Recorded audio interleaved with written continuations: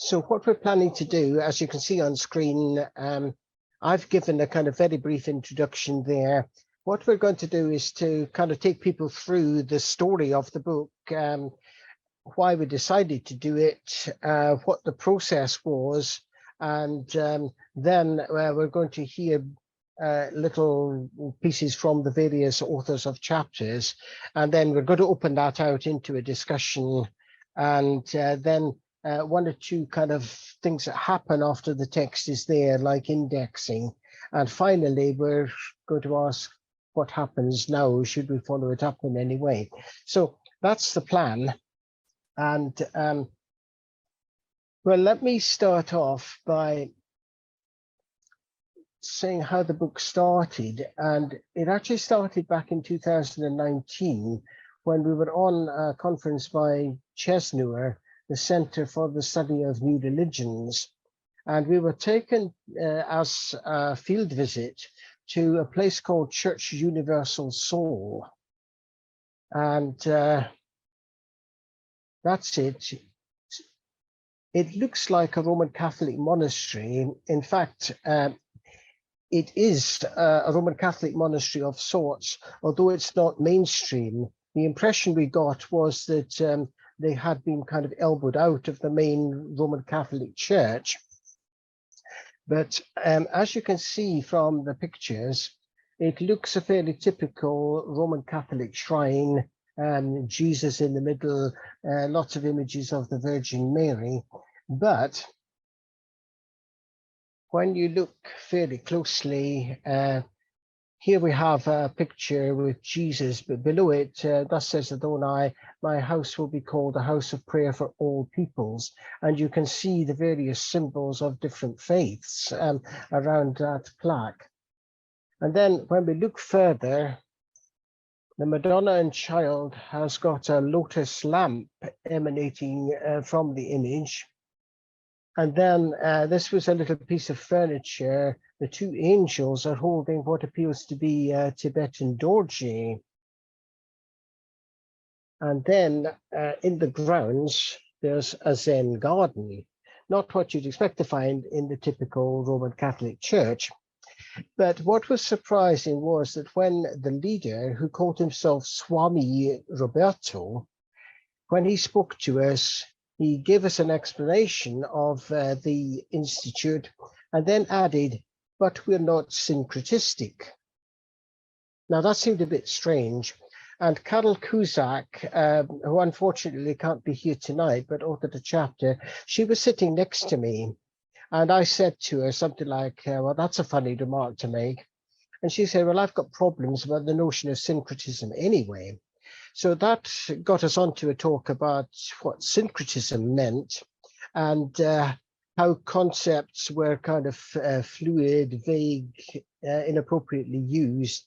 And we got onto the theme of what we now call contested concepts. And we started talking about other concepts that were contested. And we compiled a little list mentally. And by the time we got to the end of the day, I think we had about 24 such concepts that we had talked about. When I got back home and thought about it further, I had said to Carol, would she be interested? Would she be interested in editing a volume? It would be interesting to have an anthology where various people talked about concepts that were either fluid, misunderstood, ambiguous, inappropriately used. And Carol said she thought that was a good idea. Unfortunately, Carol had to drop out of the project. So we then approached Amy Whitehead, whom I've worked with previously and known for a good many years. And she's been a great person to work with on the project. And we compiled a list, which if she's around, she was due to speak to this part of, oops. I don't know whether she has arrived yet, but this is coming up to her section. we formulated, I think altogether we got to 52 contested concepts. As you can see from the bottom part, some of them are not terribly promising, but what we did was to give them a rating. We said, well, to what extent do they prominently feature in the study of religion? How important are they? How ambiguously are they used, and so on. So as you can see there, we gave them a score out of 5. And we didn't just take an average, we actually discussed, and we came to a decision of which ones we wanted to go with and who we wanted to write. And I guess at this point, we should find out whether Amy is around, because she is supposed to take over at this juncture. Nothing is happening, so maybe I should press on. So, okay, we formulated a total of, I think it's 24 concepts that are in the book. And we approached various people that we thought would be good to write about it. And as I think most of us know, once you've got the proposal going, then it goes to reviewers. I should have said, by the way, that before doing that, I had met up with Lal Persklov at the American Academy of Religion. And it's always a good idea just to sound out publishers informally to ask, do you think this is a good idea? Has it got mileage? Before you go to the trouble of filling out lots of forms and things. So she was very positive.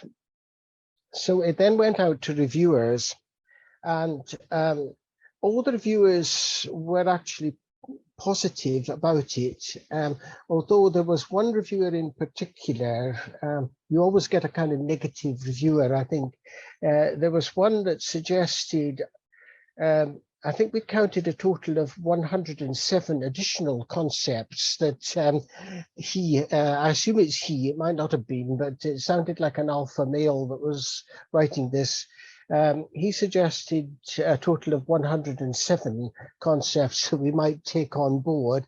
Some of them we didn't want to, because I mean, ones like gender go beyond the study of religion. So one decision we made was that we weren't doing concepts that had much wider and controversial implications. So we got to our 24 concepts, we got to the reviewers. This particular reviewer, when you're asked to summarize what you think the content of the book is like, he had written another key concepts book. So we were somewhat miffed at that, because that's precisely what we weren't doing. It's not a book, as you know, for people that are new undergraduates and don't know what esotericism or diaspora mean. But it was something where we actually engaged in discussion of the concepts.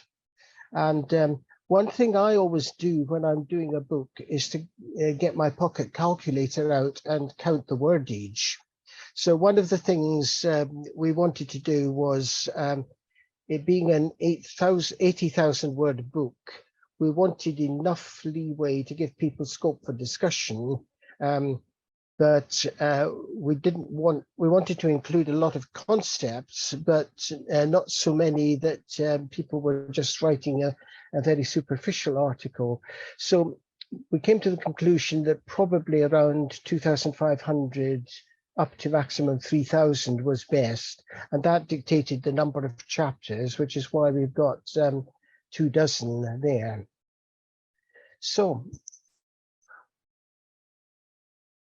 that's the layout of the book, which you've probably seen.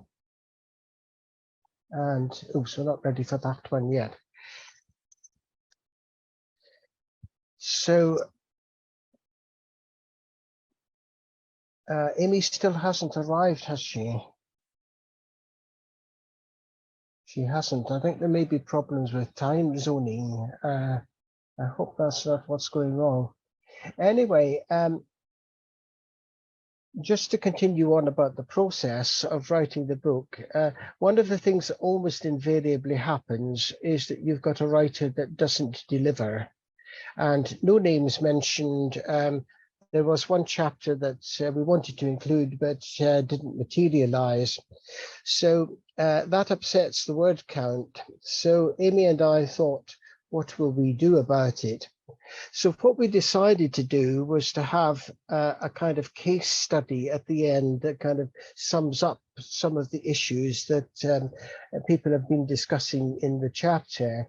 And if you've read the book, you'll notice that the example we took was an incident that I experienced myself at Wolverhampton, where there was a Buddhist gathering, and a young, I think fairly new convert to a Western form of Buddhism stood up, and he gave this talk, which I thought was quite rude, telling the people off for preparing tea and cakes when they should be aiming at nirvana, he said.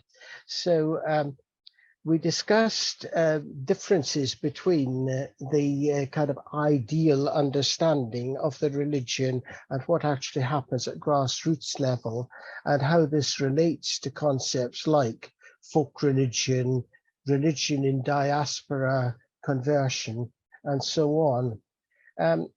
If you've read the chapter, I don't know if anyone got the joke about the monk's name, did you? Obviously not. We had to find a name for the monk that wouldn't be recognizable as a real monk. So after doing a piece of research, we came up with the name Devadatta.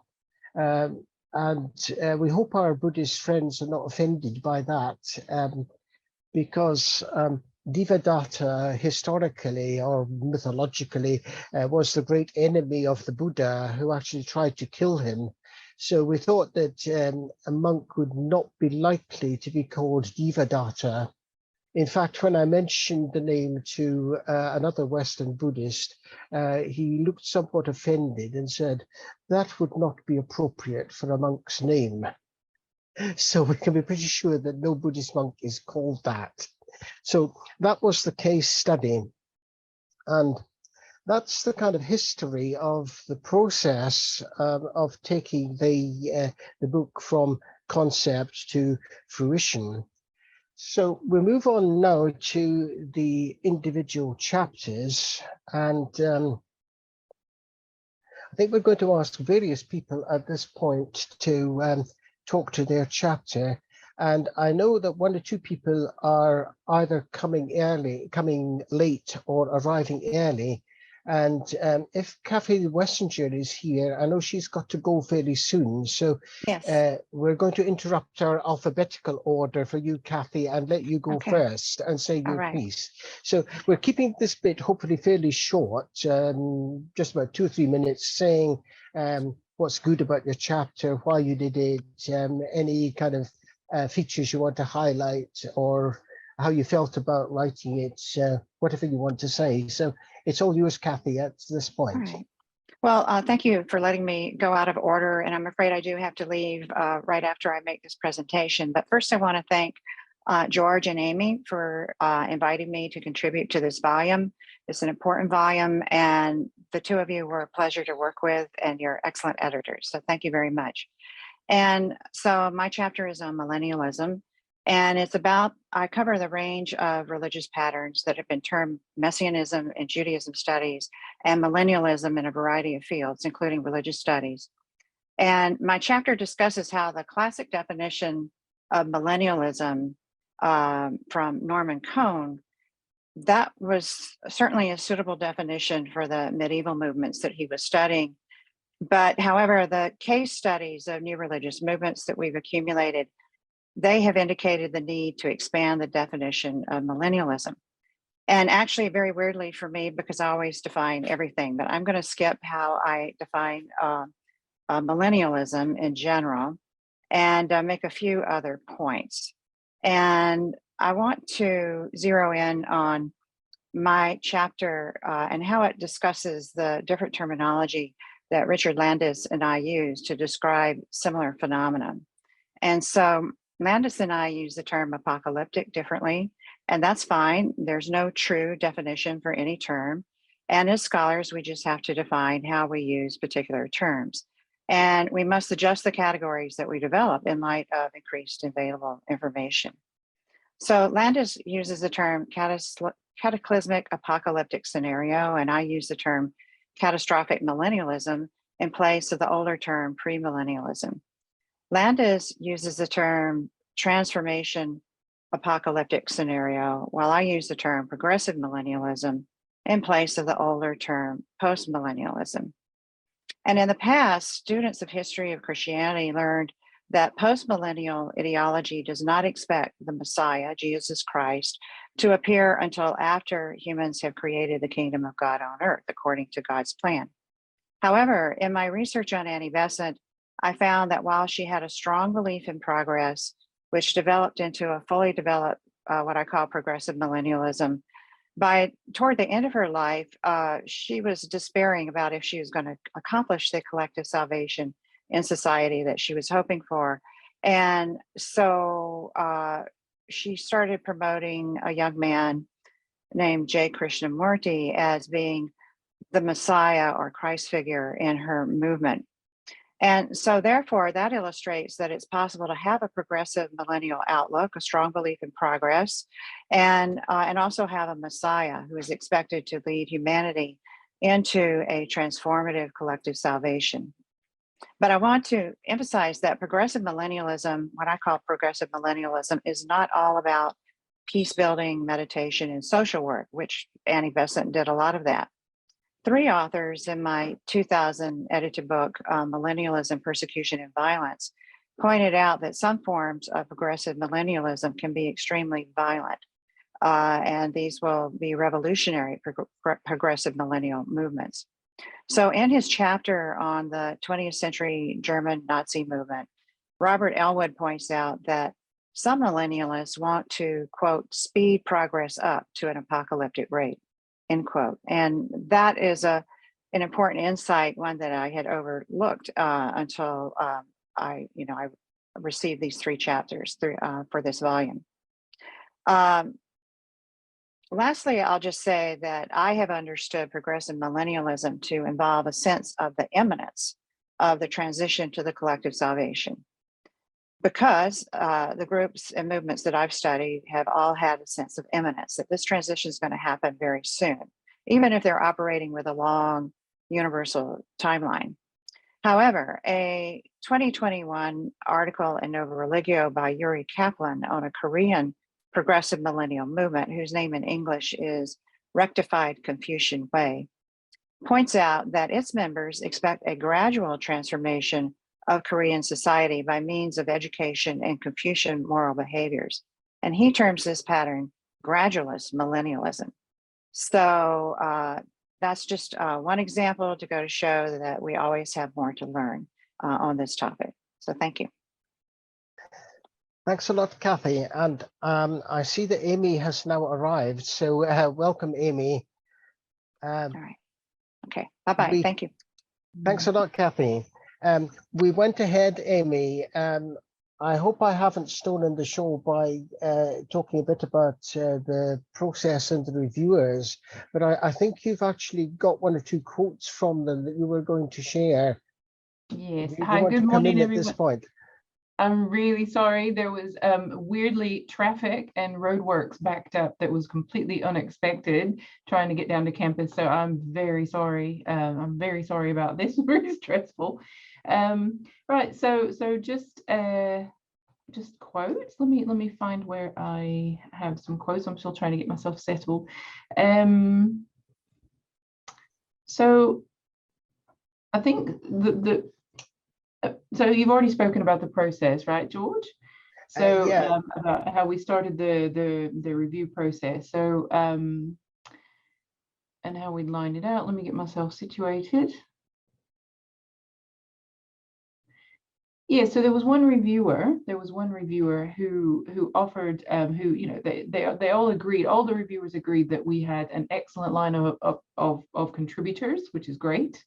But one reviewer in particular questioned our choice of concepts by saying, And I quote, "I felt the book missed a chance to unify itself around progressive critical terms. The list of proposed terms is very old school, the usual suspects," end quote. And this reviewer also said that our contributions, our contributors were coming at these topics from such different angles in their approaches that there wasn't really a point of cohesion or union in the book. So this reviewer had, I guess the first had the impression that our choice of topics were excessively ad hoc with no organizing principle.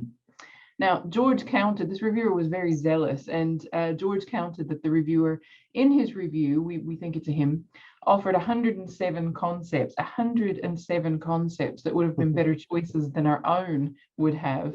Yeah, and for him, the concepts that he offered a far more unified, relevant, and marketable volume. And he offered terms such as capitalism, class, post-colonialism, critical theory, discourse, feminism, hierarchy, identity, power, race, and radicalism. But of course, these terms, you know, that while valid to a lot of the work that we do, you know, these highlight wider issues. They're not really contested concepts. So, and I don't think many people would contest the concept of critical theory or hierarchy. It's not that. Now, this same reviewer also said that our project was just another key terms book, which of course it isn't. So perhaps the problem was with how, maybe the problem was with how we presented the proposal, but this reviewer really missed the complexity and nuance of the point that contesting a concept isn't the same as raising issues around the term. And then another, this is just a bit of fun, right? Another perhaps less invested reviewer pondered on whether or not dropping contested from the title in favor of the simpler essential concepts for the sociology of religions might make better sense. So we got a bit of a giggle out of that. Yeah, so those are some of the reviewers' comments. Have you gone into any other detail about process, George? Not really. No, the only other thing to say about that reviewer was that he actually wrote something like it was over 5,400 words, his review of the book, which was twice the length of any chapter that we've got. So, but at least when you got to the column, do you recommend publishing? There wasn't anybody that said no, which actually you usually get when a book goes out for review. There's usually some miserable git that says that the book is no good. But everyone said yes, even the alpha male reviewer.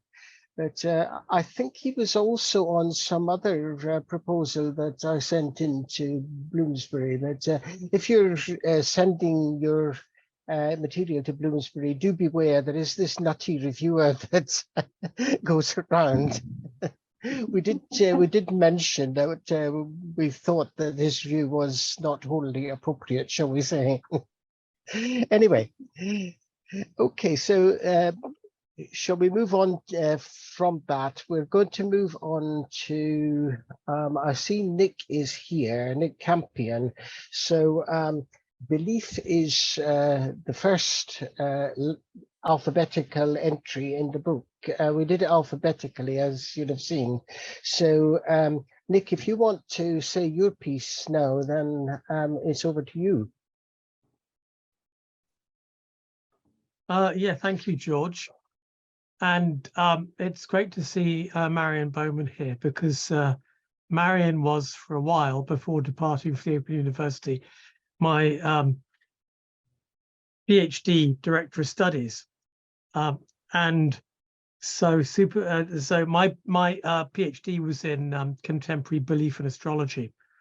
And having picked that title, some way into it, I realized that the whole problem was the word belief, and even as compared to a word like astrology, belief is the big problem word. So quite simply, the word means to have confidence in something, and so scientists can have confidence. Scientists can believe that a particular formula is correct and that their experiments are going to work. However, the word is used in different contexts, in different ways. So if other people believe things, it's often a sign that they are somehow deficient. And so, for example, people who believe in anything which regular materialist, reductionist, positivist science does not approve of, if they believe, then it's a sign of some sort of weakness. And so my topic was astrology, but I read, I absorbed and continue to absorb any literature which talks about belief. So if people believe in astrology, spiritualism, tarot cards, or you know, any such loosely termed alternative or new age activity, then various reasons have been advanced over the latter part of the 20th century. They might be women, for example. They might be sociologically marginal. They might belong to a racial minority. And so sociologists in the 70s who produced these sort of research results probably wouldn't get away with them now. And critics of the word belief, even some of them postulated that there's a chemical imbalance in the brain which can lead to belief.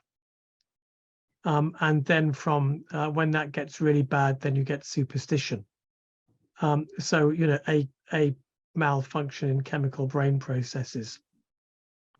But of course, you know, belief has a legitimate and legitimizing factor in many religions, where belief is an article of faith, treated honorably as the core of one's religious affiliation, probable future salvation. So we've got at least three probable different sort of centers of use of the word belief there. As the problems with the word cause a lot of issues in terms of quantitative research into the study of religions, because if people are asked flat out, do you believe in X, Y, or Z? If X, Y, or Z is considered not to be rather sensible, they will say no. And then on interviewing them, the typical research will find a much more nuanced position. And a key influence on my thinking in this regard was that wonderful book, Alas, Poor Ghost, the author of the book completely slips my mind for a while, but Marion's smiling, so she must remember it because she told me to read it. Lynn Bennett. Yeah, that's right. That's right. You know, you ask, I think it was in Manchester, wasn't it?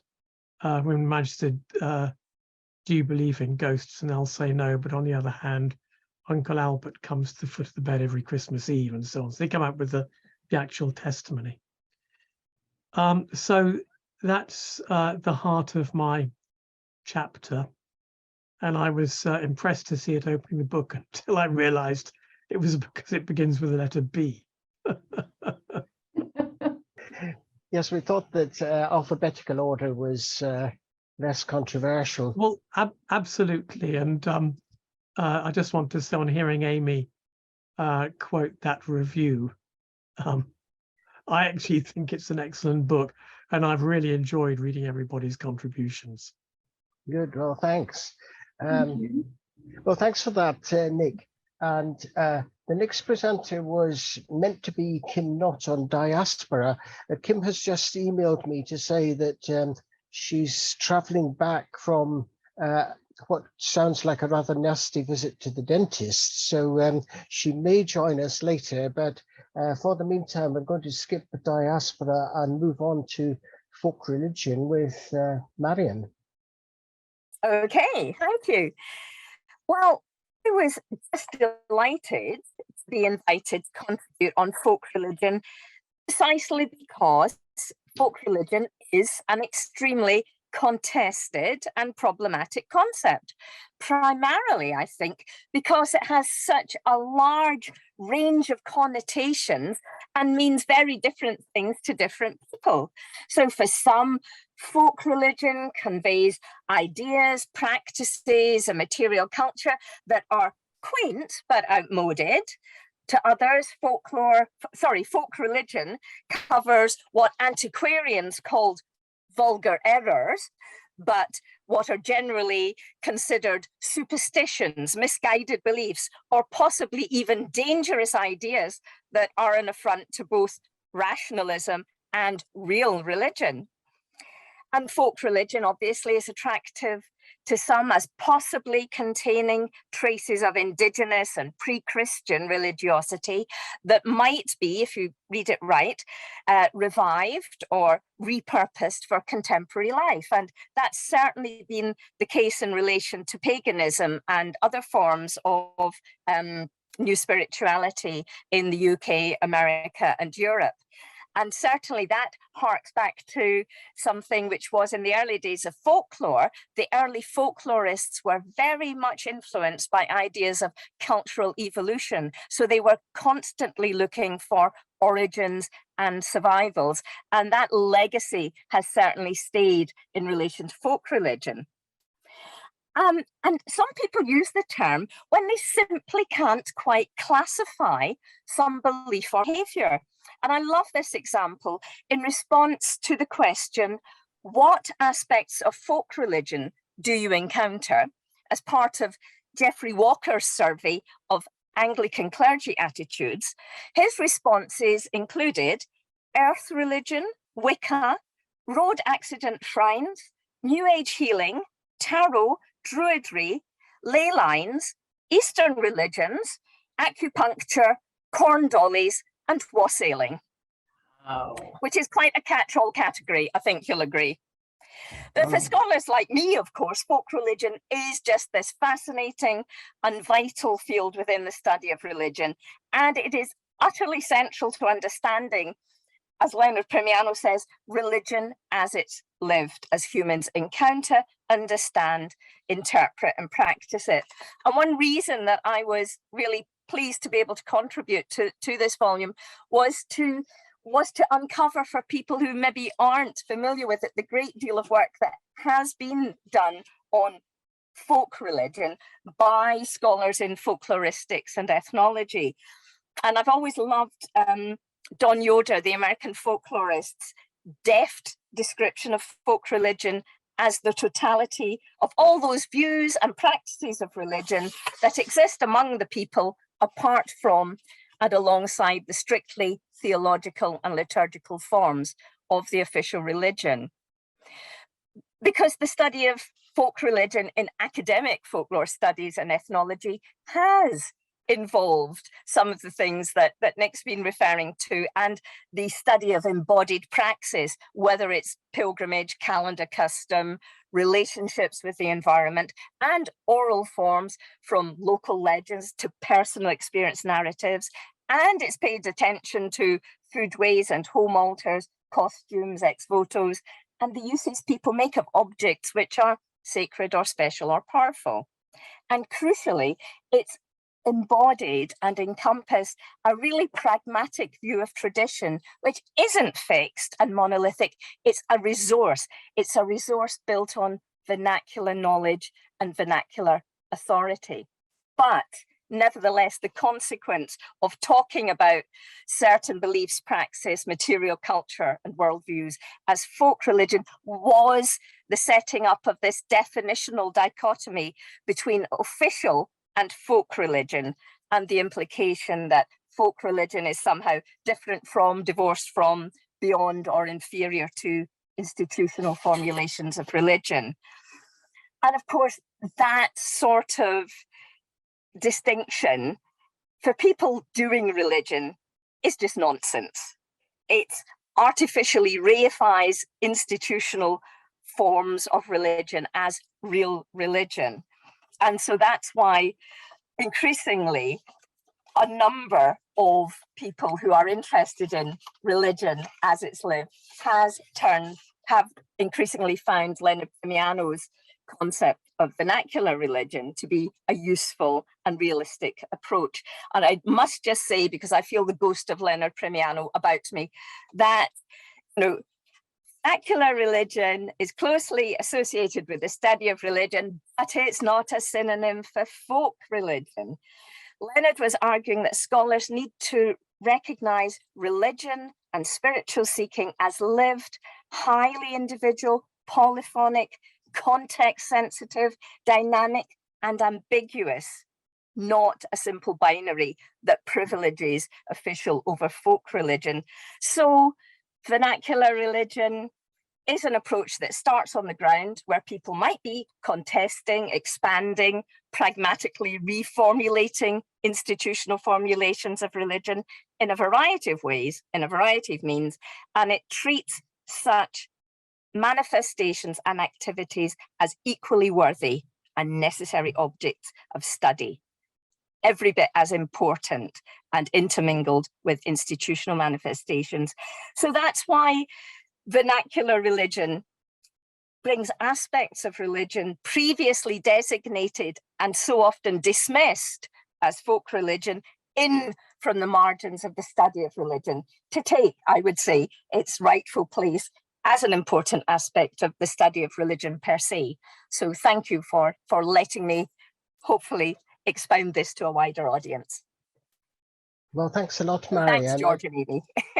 Yeah, and thanks for your chapter, which was really great. And I have committed an error at this point because Ben Zeller's surname begins with Z. I think I was mentally thinking that he was last, but it's in alphabetical order of topic, not of name.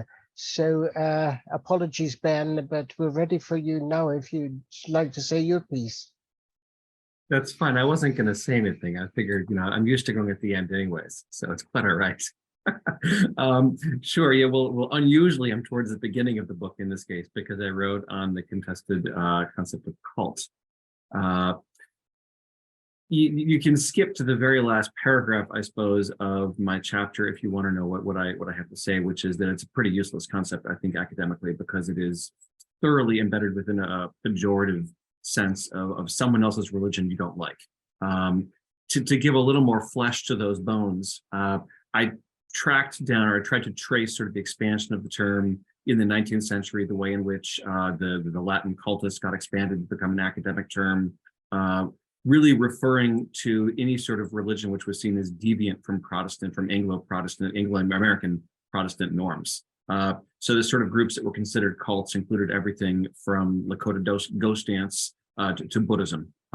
This is somewhat perhaps analogous to what counts as a folk religion. Anything which doesn't belong in the church was a cult as well. If the story ended there, I think we could just sort of say, well, it's just deviant religion and be done with it. What's interesting, though, is the way in which in the 20th century, the church sect typology got sort of expanded to bring cult in within that typology, particularly among sociologists of religion, so that those familiar with Stark and Finke's work or Stark and Bainbridge's work, for example, know that cult becomes sort of absorbed within church sect typology, and then it has sort of a function. It functions as sort of a subtype of sect. And there is a way in which, if you want to claim cult as a valid analytic term, you're putting it in that category. And so I think probably most people are familiar with the distinction, between client culture, audience cults, things like that, which has sort of some value in a limited sense. Whenever I use that term, I'm always very, very careful because, of course, to call someone's religion a cult is, of course, to label it in a particular way. But I'm aware, and those who use the terms are aware of the value they think they find in distinguishing what they're calling an audience cult from a client cult, from a cultic movement is the third category, which is seldom used, actually. The other way in which cult, I think, has perhaps some value, if you really want to use it, is to extend Campbell's cultic milieu. The problem then is it becomes, again, a catch-all. The cultic milieu is really anything which doesn't look like it belongs sort of in in a formal church, and it becomes sort of this this constructed deviance. And the problem with that is it's always subjective. It becomes circular.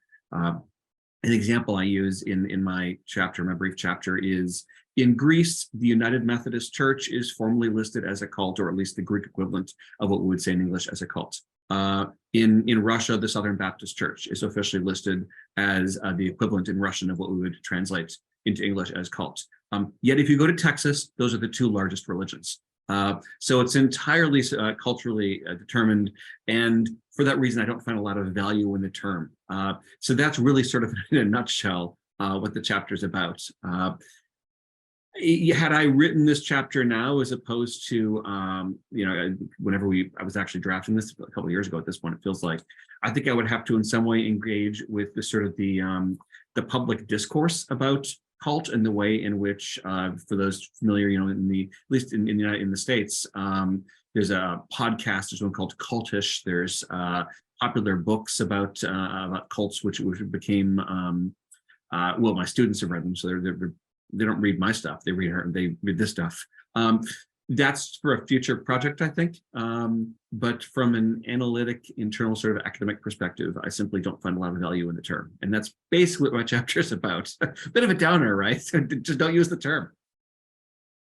Well, thanks, Ben. And yeah, that's some material for the what's next section of the discussion. So yeah, thanks for that. And it's good to see you again after a while. And thank you very much to Amy and to George for including me in the book, and for producing what I think is a really useful volume. Yeah, well, it's always great working with you, Ben, and it was good to do it again. So we move on to Camille Lewis, and actually we've never actually met Camille, although we've worked on one or two projects in the past. So hi. And hi. Greetings. You're going to say something about fundamentalism. Fundamentalism. Yes. I am teaching in communication studies at Furman University in Greenville, South Carolina. And if you know anything about Greenville, South Carolina, it's one of the many buckles of the American Bible Belt. So that's part of my interest in the concept of fundamentalism. So I enjoyed this. So thank you to George and Amy for including me in this, because I got to get beyond my own little county and beyond my own little religious heritage to see how fundamentalism acts around the globe. And the basic summary is that fundamentalists are pious in their adherence to the original, however they define that, sacred text.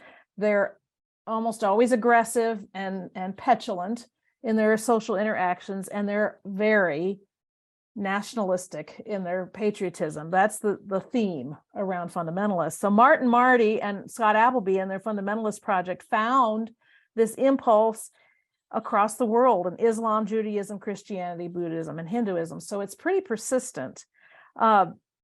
What's interesting to me, however, is that since at least the 1990s, fundamentalists don't like to call themselves fundamentalists. They don't self-identify as that. Even in this county where I live, they've taken to call themselves something else. But when the outsiders label them, we've got fundamentalist Mormons who separated from the mainline LDS over plural marriage. There's fundamentalist Catholics who reject the authority of the Pope. There's a Hindu fundamentalist opposition party. There's a fundamentalist Muslim Shiite population, which is how journalists typically use that term. And then recently, a journalist described a Buddhist fundamentalism, which this framing is interesting to me, spreads its tentacles into Sri Lanka and Thailand. So there's always this little sneaky impulse that people use, the outsiders use to describe it. The other thing that gets me is that life changes and stretches the concept of fundamentalism. Fundamentalists change. So that they move from their aggressive original action to being kinder and gentler. And so I'm wondering, how combative or fundamentalist were they really in the first place? Or is that something that just changes? In order to be a new religion, they have to be the fighting fundamentalists, but over time they can soften. So I think that's interesting as I sit here in Greenville, South Carolina, and watch some fundamentalists spin. So thank you, George and Amy, for broadening my scope. I appreciate it. No, it's been great working with you, Camille, and it's good to meet you at last, although Yes, it's not yes. quite in person. But Right. maybe one of these Someday. days. Yes. So now the next one on the list, assuming I know my alphabet correctly, is Guru. So that's Steve Jacobs, who's around somewhere, I think. Yes, I'm still here, George. Oh, yes, sure. Yeah, there you go. Okay. Great. Well, thank you, George and Amy, for inviting me to contribute. Again, I think it's a very important volume, and I really enjoyed writing this short piece. And when you asked me to do it, the first thing that popped into my mind was the T-Rex song Metal Guru, if you know, from 1972. And all the time that I was writing this piece, it kept on going around like almost like a mantra in my head. And if you know the lyrics, they're pretty meaningless. And one of the questions I wanted to kind of address was, is the term guru so widely used that it has now become essentially a meaningless word, like Ben, you were saying around cult? I mean, in terms of its contested meanings, it's really kind of contested on three different levels, I think. One, of course, is the very way that it's used and the meaning of the term. It's multifarious meanings, and Jacob Copeman and Aya Ikegami call it uncontainable. So it's, you know, it really has developed so many meanings. The second level of contestation, of course, is the evaluation of the term. You know, so the guru can be somebody who can aid you towards enlightenment and help you on your spiritual journey. But on the other side, you know, the guru is represented as some, you know, evil Svengali figure who's manipulating his followers, or his or her followers. And of course, the third level of contestation is who is and who is not a guru. And this seems like a long way from the original Vedic origins of the term, where, you know, high caste young men would sit at the feet of their guru in the guru's abode, the Gurukula, and learn about the Vedic knowledge, which was at the time in the Vedic period oral, so you had to hear it directly from the guru. And so in some ways, the guru is also contested in the South Asian context as well, because it can be supporting the kind of Brahminical orthodox. But of course, guru is very important in both yoga and bhakti that challenges Brahminical orthodoxy. Also, the term itself, the etymology of the term is deeply contested. Some people suggest that it signifies heavy, which has connotations of the English term gravitas. But the most common one that's wheeled out is actually from a fairly obscure Sanskrit text called the Guru Gita. And you come across this again and again. And in the Guru Gita, Parvati asks Shiva, you know, what is the guru? And in one of the verses, it says Gu signifies darkness and Ru means light. So the bringer of light, wisdom, and the dispeller of darkness. And you hear this again and again from this relatively obscure Sanskrit text. And of course, you know, you can't really understand the guru without kind of drawing on Weber's idea of charisma. And of course, Weber's very clear that charisma doesn't inhere in an individual, but it's about a relationship between a particular individual and the charismatic community. So I have had the good fortune, perhaps, to meet Sri Ravi Shankar on a couple of occasions. And for me personally, I didn't find him charismatic at all. But for obviously for his followers, he's an incredibly charismatic figure. And the other thing I was interested in was where the gurus derive their authority. It's not so much anymore from the authority of knowing the Vedas, although modern transnational gurus like Sri Ravi Shankar do write commentaries on the Gita and various other texts as well, but their authority derives much more from some experiential mystic experience. So today, you know, the guru, the transnational guru like Sri Ravi Shankar or Mata Amritananda Mai Ma are very different from the kind of Vedic concept. And if you look in the English language, of course, it's a term that's been appropriated in the English language. So it's widely used. I found fishing guru, kindness guru, lifestyle guru, marketing guru. So is this some form of cultural appropriation? I'll leave that as a rhetorical question. And of course, the guru is a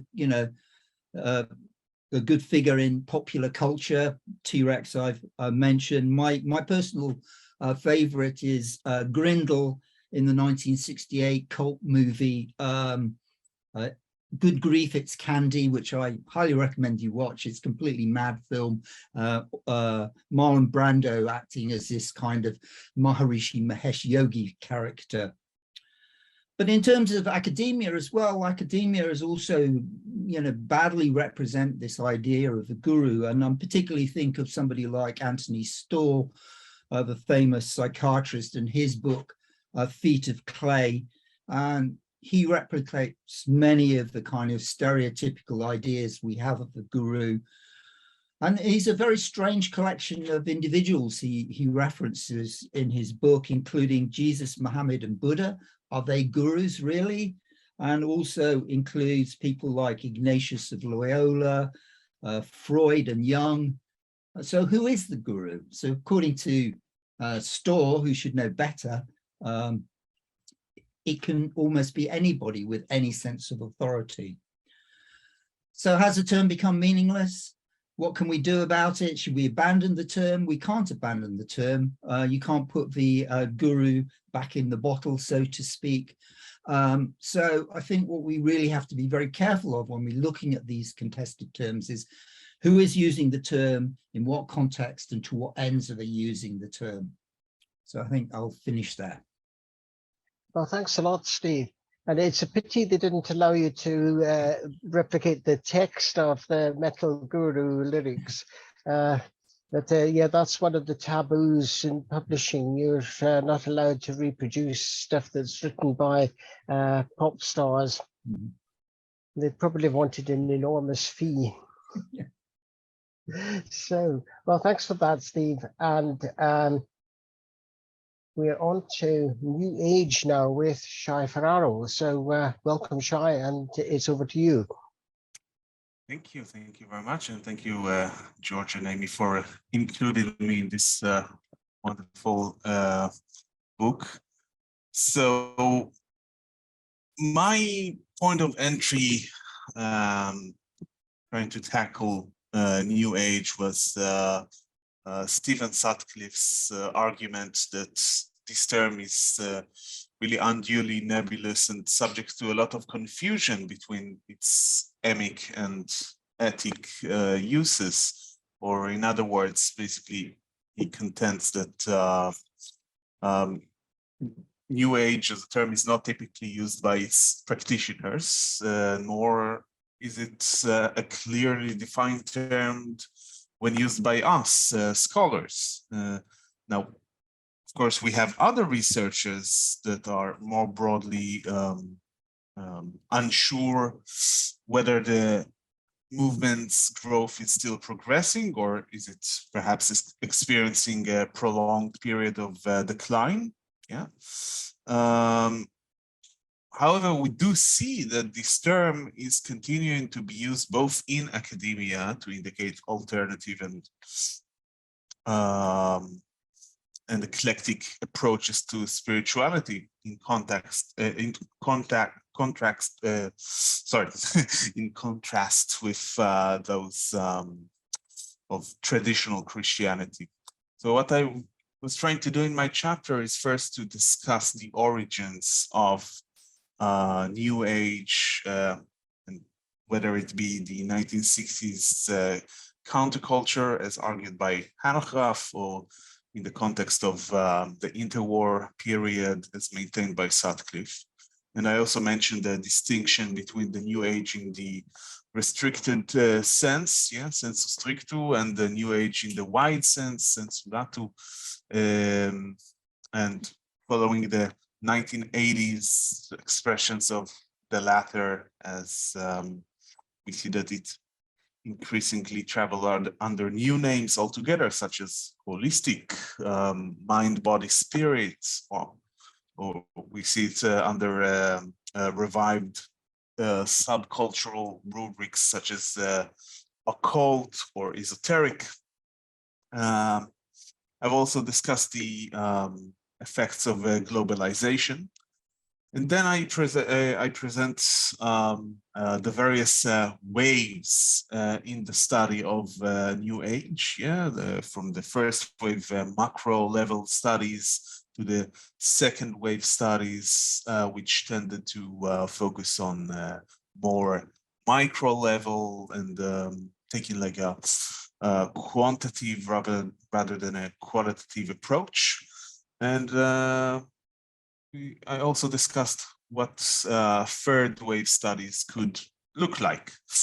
Then I end basically this chapter with possible future directions, noting that some scholars still do prefer to use the term, while Stephen Sutcliffe calls on us as scholars to basically just examine the various components that are associated with the concept of New Age, trying to determine how they might be reassigned and integrated within a new model of what religion is supposed to be. But to drop New Age as a concept on its own. And we're gonna have to see where this discussion would take us, as a discipline. What I did notice, when trying to see how the much greater than I scholars refer to this subject, I did see that basically it was debated during 2013, 14, 16, nothing more after that. There is just no other like academic article or book or something that is actually trying to discuss what is New Age and should we continue to use it. So that's something that I found interesting. Thanks. Well, thanks very much. We deliberately didn't get Steve Sutcliffe to write the chapter on New Age because we knew he would just say drop the concept. So we wanted someone to give it a bit more mileage. So Steve, in fact, has written another chapter in the book on spirituality, and he's sorry he can't be here. I think he's out of the country at the moment. But I mean, two good chapters there, one on New Age and one on spirituality. So we move on to secularization, and that's Titus. Hi, everyone. Nice to see old friends and new friends as well. As usual, thank you, George and Amy, for including me. Of course, when you asked me to write about secularization, which is not something that I've massively profiled myself in, I started thinking that, am I inheriting the mantle of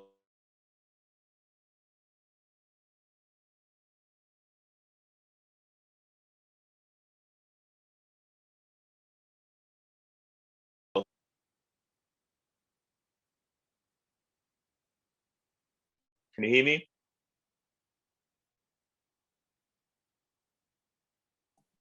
We Okay. lost you for a moment. Okay, But right. you're back. Okay, good.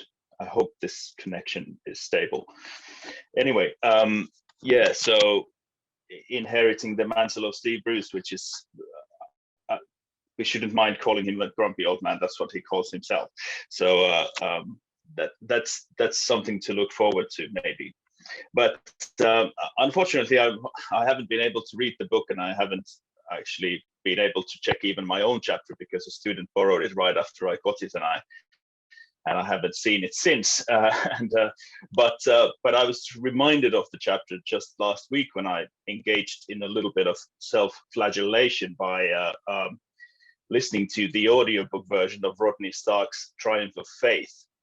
I don't know if you know this book, but I have massive respect for Rodney Stark's work in earlier decades, but and I had heard that the quality had somewhat suffered, but I was actually a bit shocked how much it had suffered when I listened to this audiobook, because Stark, for example, basically says in that book that the world cannot be secularized because there are so few atheists in the world.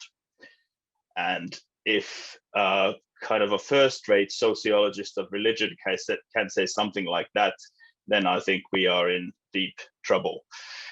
And I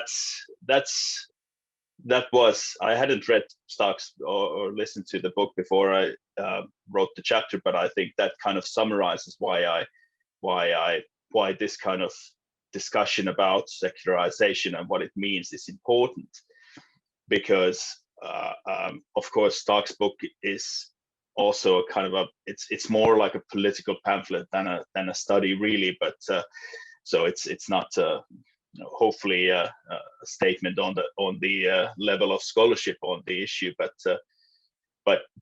he happily conflates secularization, secularism, atheism, and so forth. And if he can do that, then what's it going to be like with some other people? And one aspect that I did have seen a lot as a supervisor and as a reviewer for journals and so forth is this kind of a ritualistic way of starting an article or even a whole book by saying something like, well, now that we know that secularization theory is wrong, and then we proceed to whatever the topic is. Actually, the topic might not have anything to do with secularization as such, but it's become this kind of marker of identity. I just came up with the kind of a phrase that talking about secularization is more about tribe than theory. It's this way to kind of, signal that you belong to this tribe who thinks that secularization is poo-poo, and then, or you belong to this tribe who thinks that it actually has some worth.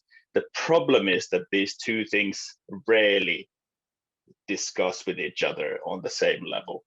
So if I counted the number of master's dissertations that start by saying something like, now that the secularization paradigm has been discredited, and then they go on to, doing a very fine ethnography of 10 Buddhist monks in the middle of a Finnish forest, which is completely fine, but it has very little to do with secularization theory.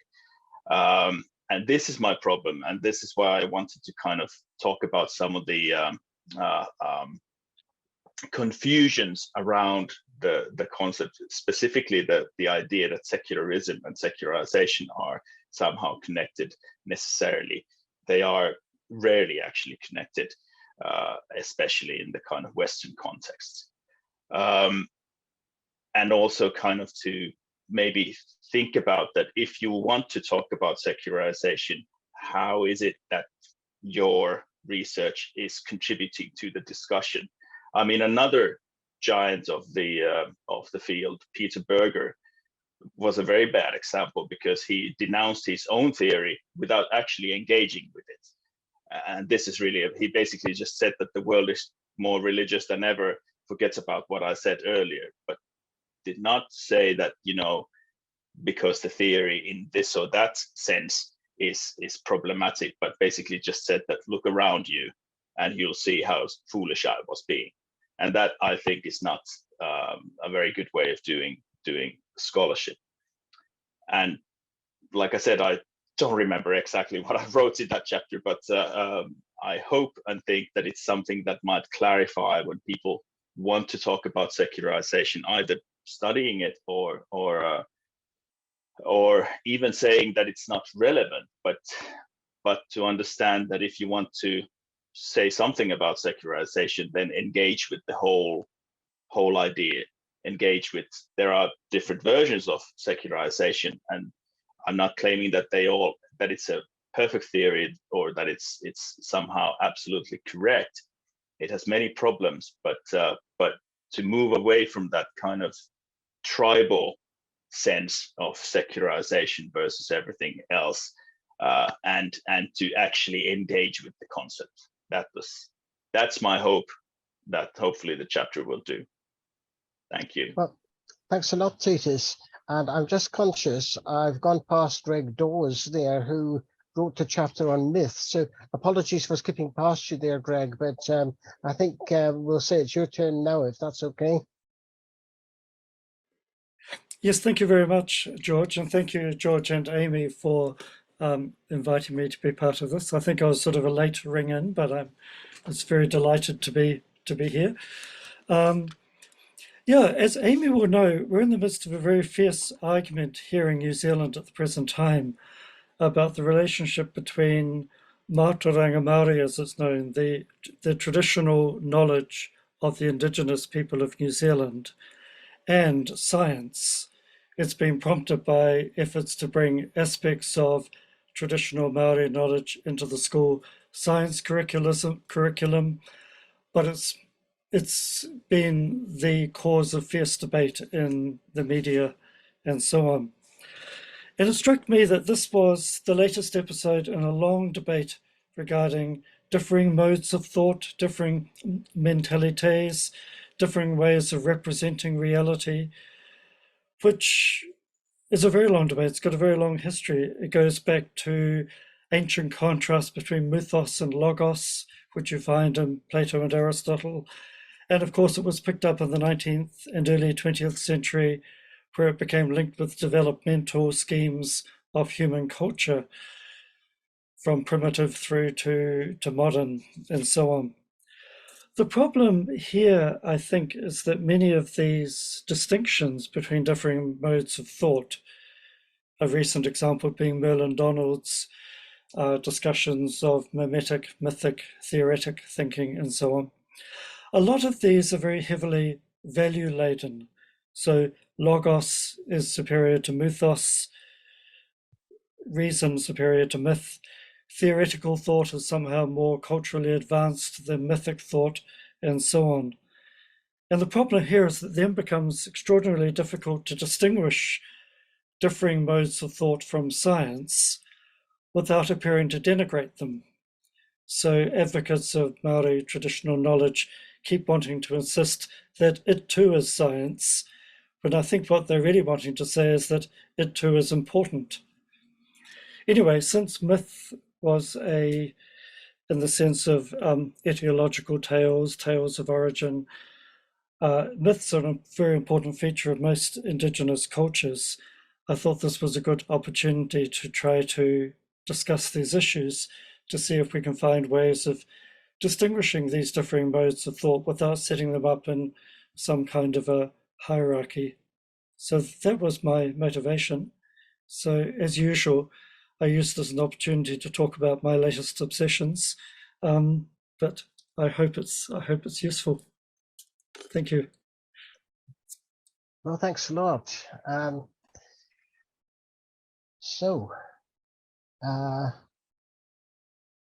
looking to see who's next on the list. Oh, thanks for that, Greg. And I think it's Bettina's turn now to talk about syncretism, which was what really started the book off. I'm delighted to hear that the debate about syncretism and the example you showed us with the photo really started this book, because I also agree with all the other word that this is a really useful book, which hopefully a lot of students will engage with, and so thanks to Amy and George to get this through during lockdown and get us to write about it. For me, and I must admit, I didn't prepare anything, and so I'm just talking now until somebody says stop. For me, the term syncretism is a little bit like Humpty Dumpty term, something people think to know what it means, but no one really does, and we really shouldn't use it. As most of you know, I am an anthropologist working on religion for quite a while now. And even as a student in anthropology, syncretism was already a bad word and discussed from a post-colonial perspective. And then when I realized that in religious studies, the theological dismiss of other religions as syncretic from a very biased position kept ongoing and was still around and was used again and again, I really started to look for other terms, because what I'm working on since my PhD are African-derived religion, which are often categorized as syncretic, but they aren't. They are not just blending of Christianity and with a couple of African items. This, for instance, is a little figurine I bought a couple of years ago in Brazil. It's definitely, well, black, but it is Brazilian. It's not African, it's Brazilian.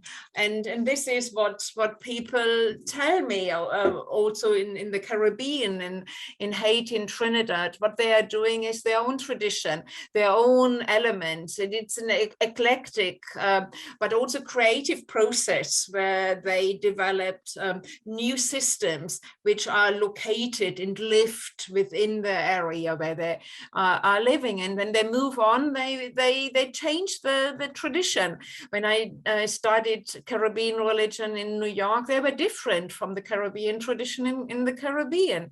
And of course, because we all adjust to the place where we live. I'm now different from when I lived in Marburg.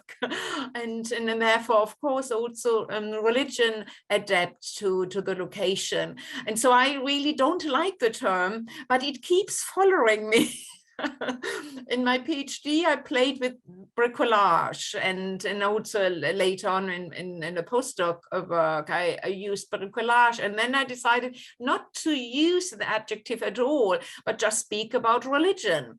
As Marian mentioned, it's about the lived practice, the lived experience, which is important, not whether the elements come out of eclectic systems.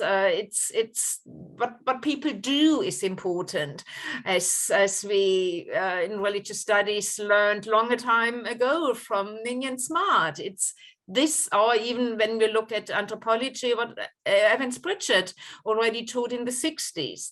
This is important, what people do, what they practice, not how to categorize. Is the term syncretic is biased, is colonial, and we should not use it. Thanks. Thanks a lot, Bettina. It was a really good chapter. Yes, I enjoyed reading it.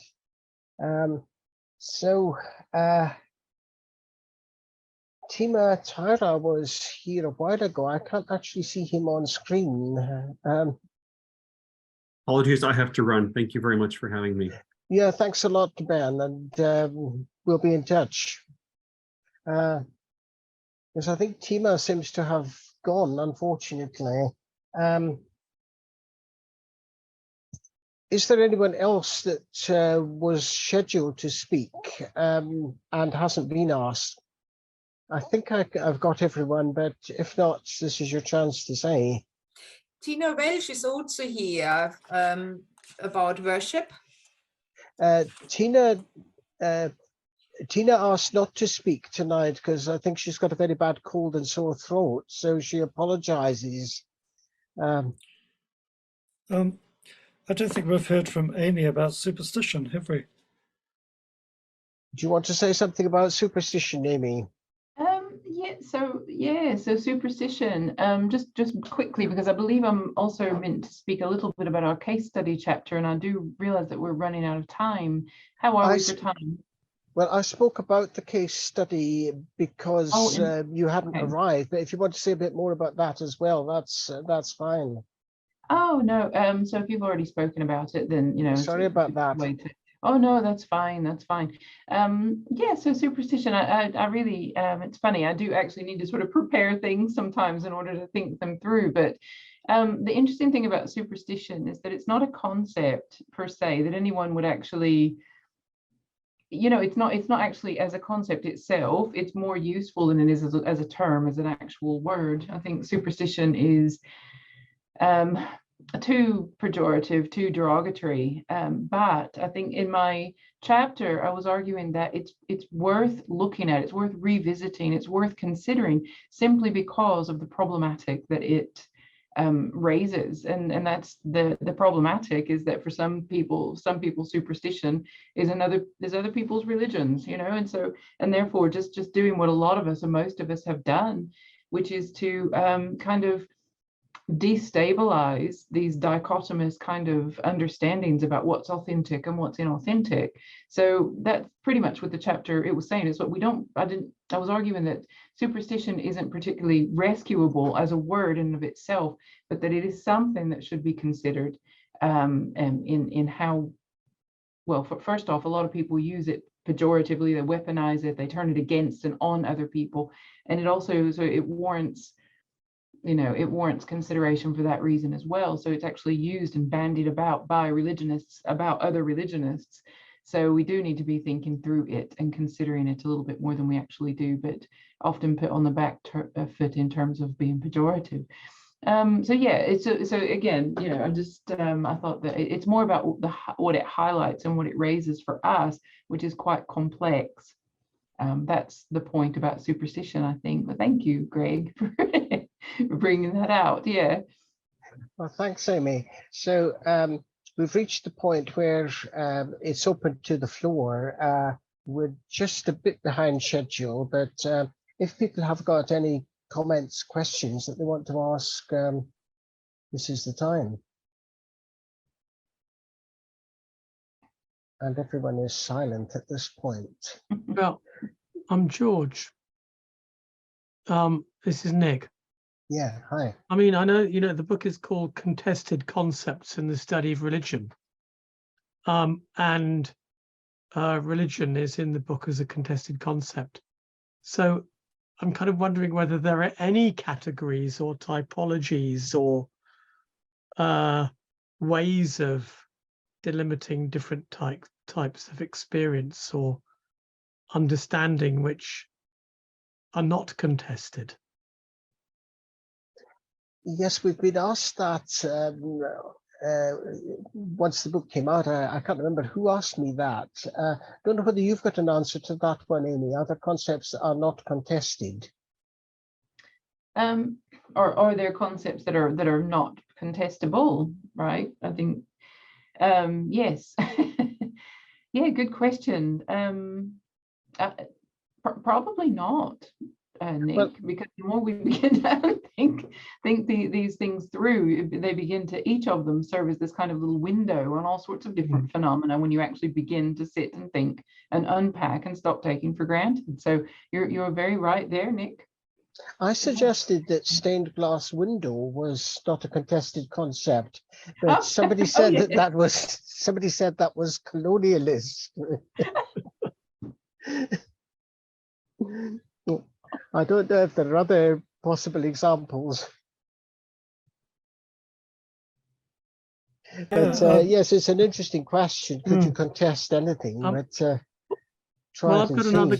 Sorry, George. Sorry. Yeah, go on. Another conclusion from this discussion, which is that the study of religions as an academic area is the most radical and critical in the whole of the academic arena, because we are all trained not to take anything for granted.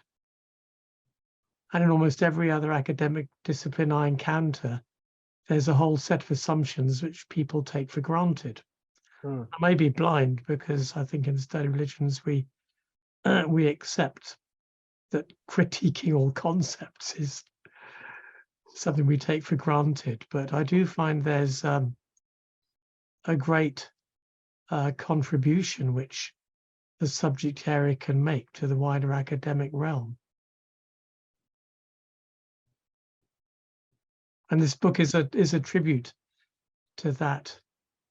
It just occurred to me that looking at these topics and listening to people, it seems to me that there are really two categories. There are some topics like syncretism, perhaps, that we should just stop using, authors are suggesting, but there are others that I think, like secularization, maybe pilgrimage, diaspora, which we didn't hear discussed today, but where there's still a use for them.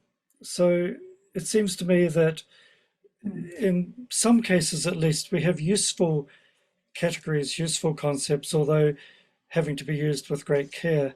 So yeah, I don't think it's an entirely a debunking exercise.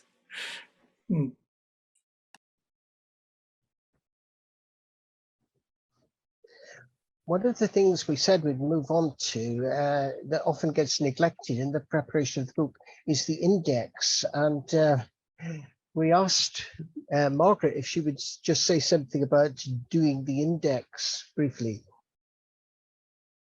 And you're on mute. Can you unmute?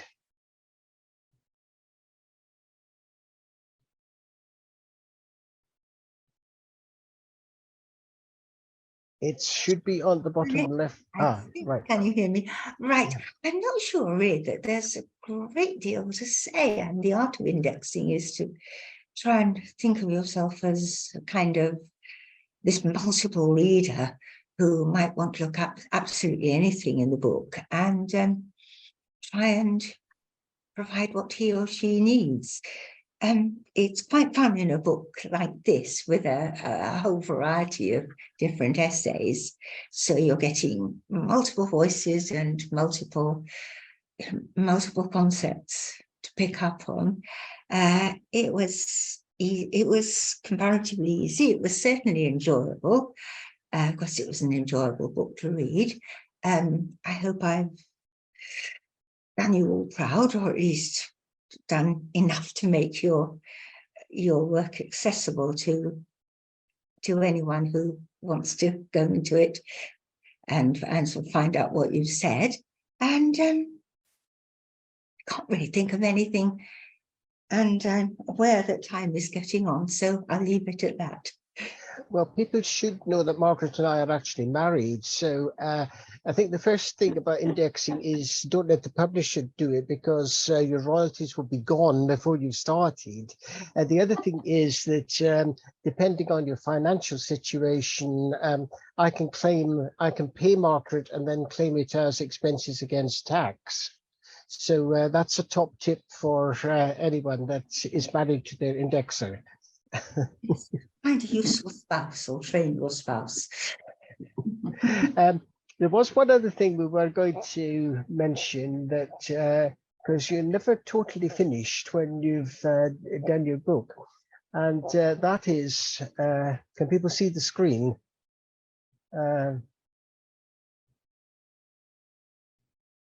That is the cover design.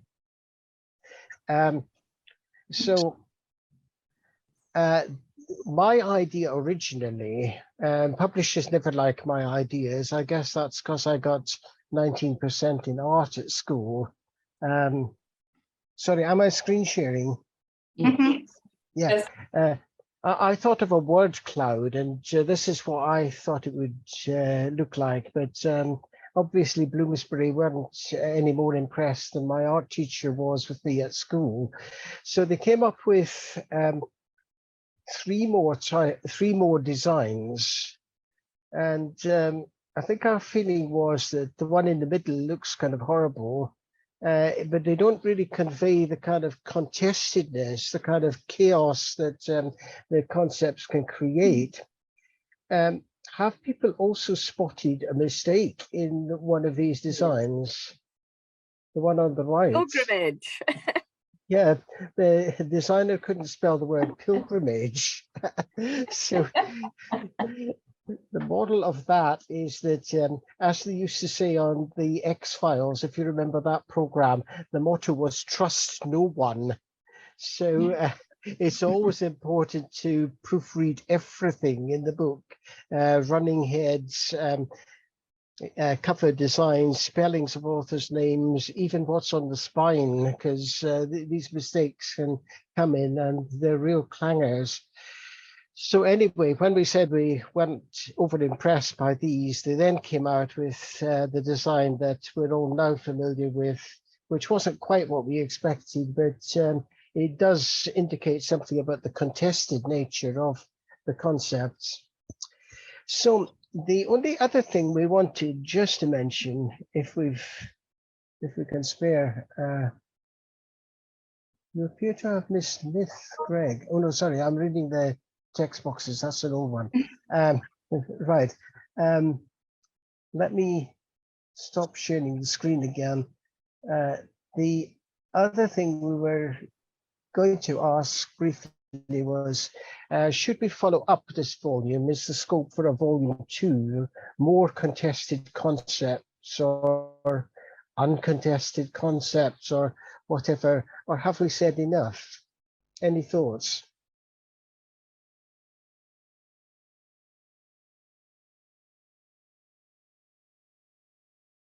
Well, that's given rise to not very much discussion. But Are there, the other thing is that George and I, as you know, we figured out there were several terms that we could have used, we could have included.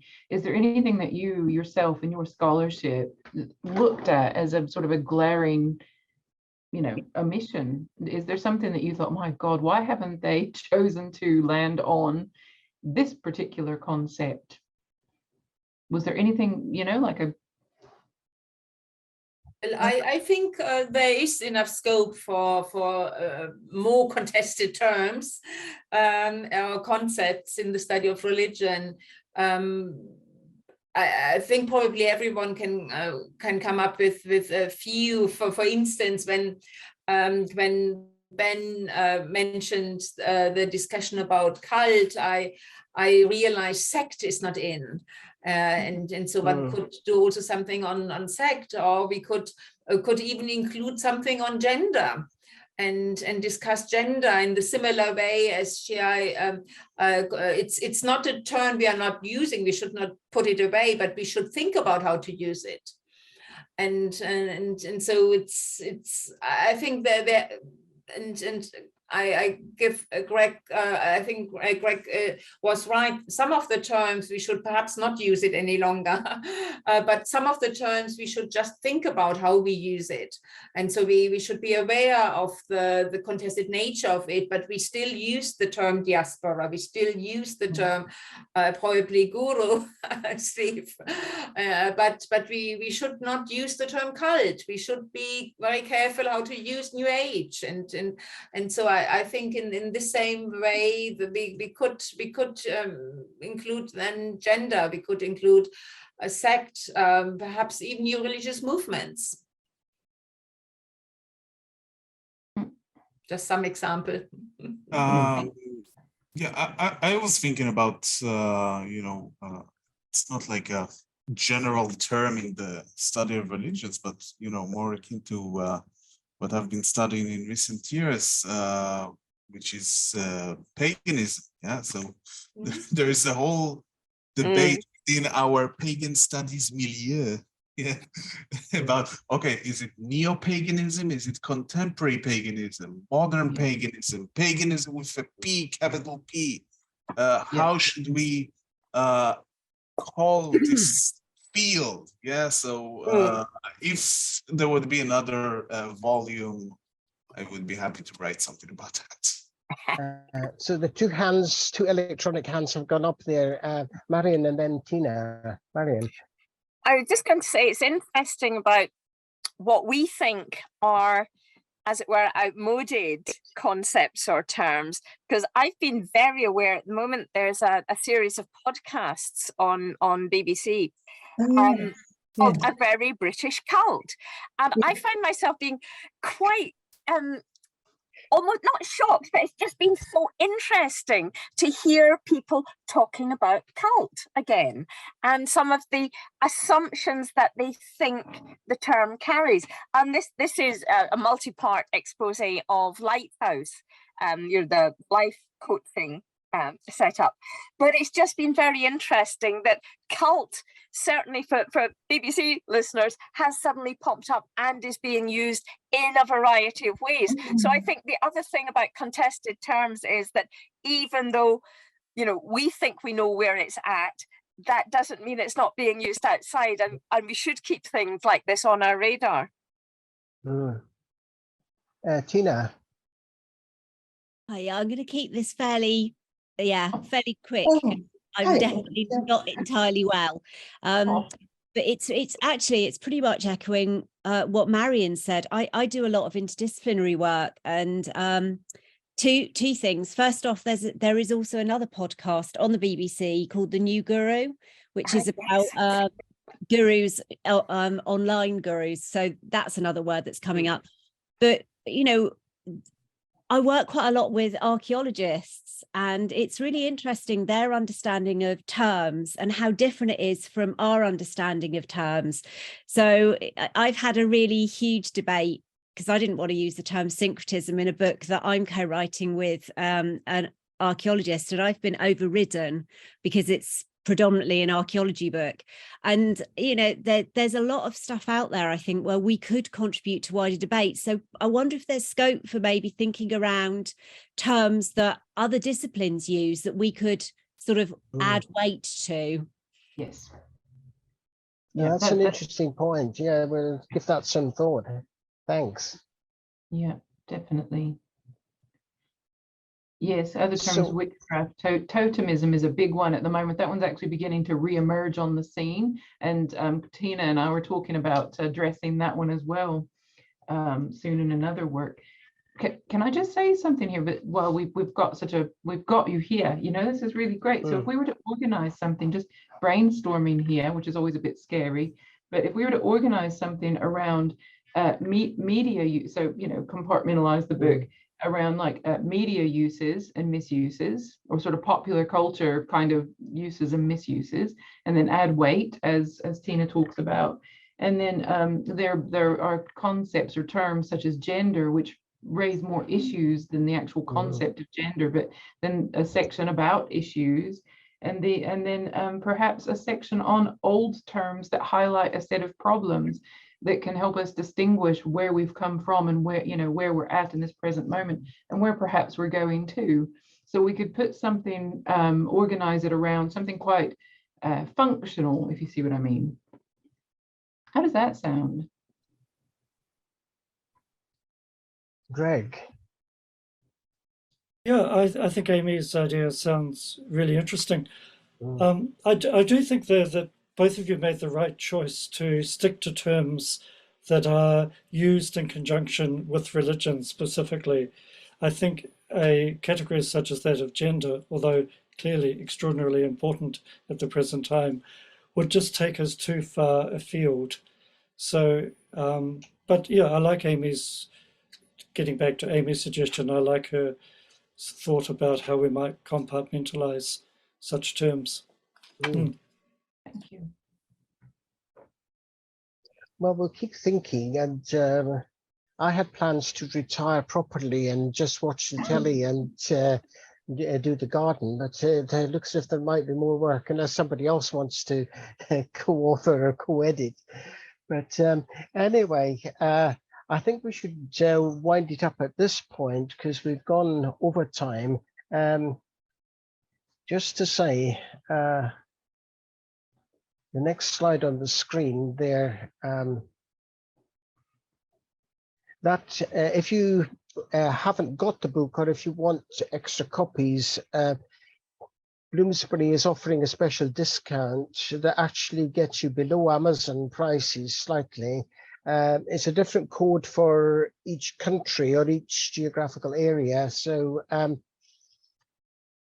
if you want to note it down, if you haven't got a pen or pencil to hand, then you can email me and I'll give you that information.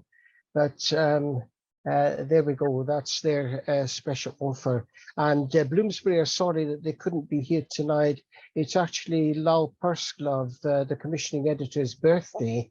So she's got other things to do and sends her apologies. So thanks to everyone for coming, and I hope at least some of us can work on another project at some point. Thank you so much for your contributions. It was wonderful working with all of you. Thank you so much. I enjoyed it.